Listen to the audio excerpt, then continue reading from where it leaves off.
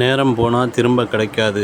எப்படி பிரயோஜனமாய் நேரத்தை செலவிடணும் என்று ஒரு ராஜாவுக்கே பாடம் கற்றுக் கொடுத்த கதையை இன்றைக்கு கேட்கலாமா? ராஜா தன் நாட்டு மக்களிடம், உங்கள் வீட்டில் இருக்கும் விலை உயர்ந்த பொருட்களை அரண்மனையில் கொண்டு வந்து தந்துவிட்டு அதற்கு ஈடாக 2 மடங்கு பொருட்களை வாங்கிச் செல்லலாம் என்று கூறினார். பல நாட்டு ராஜாக்கள் போர் தொடுக்க இருந்த நிலையில் இப்படி ஒரு ஆணை பிறப்பிக்கப்பட்டதை நினைத்து ஜனங்கள் வருத்தப்பட்டார்கள்.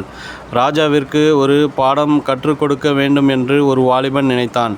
தன் வீட்டிலிருந்த பழைய கடிகாரத்தை எடுத்து கொண்டு அரண்மனை வந்து சேர அவனுக்கு 2 நாட்கள் ஆகிவிட்டது.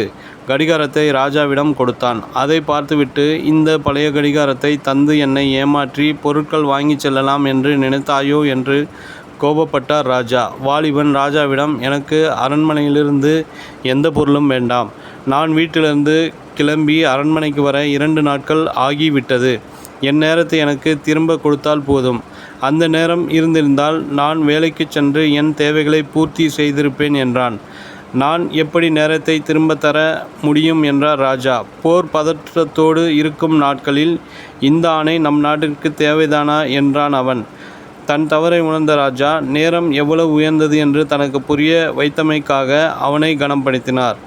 நாம் ஒவ்வொரு நாளும் எவ்வளவு நேரத்தை வீணாக்குகிறோம். படிக்க வேண்டிய நேரத்தில் படிக்காமல், தூங்க வேண்டிய நேரத்தில் தூங்காமல், சாப்பிட வேண்டிய நேரத்தில் சாப்பிடாமல் நேரத்தை வீணாக்குவதால் எத்தனை நன்மைகளை இழந்திருக்கிறோம்.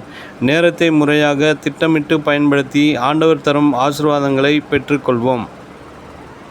வசனம்: நாட்கள் பொல்லாதவைகளானதால் காலத்தை பிரயோஜனப்படுத்திக் கொள்ளுங்கள். எபேசியர் 5:16.